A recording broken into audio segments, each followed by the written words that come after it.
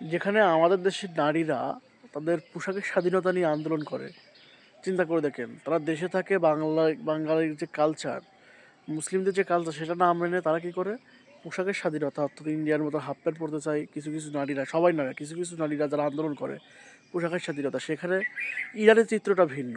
সেখানকার মুসলিম নারীরা অস্ত্র হাতে যুদ্ধের জন্য প্রস্তুতি নিয়ে এবং যুদ্ধের ময়দানে লড়ার জন্য রণাঙ্গনে রওনা হয়ে যায়। চিন্তা করে দেখেন তাদের সন্তানরা কীরকম হবে আর আমাদের সন্তানরা কীরকম হবে। একটাবার চিন্তা করে দেখেন সেই সকল নারীদের সন্তান কীরকম সাহসী এবং দেশাত্মবোধক হবে, আর আমাদের দেশের নারীদের যারা পোশাকের আন্দোলন করে তাদের সন্তানরা কেমন হবে।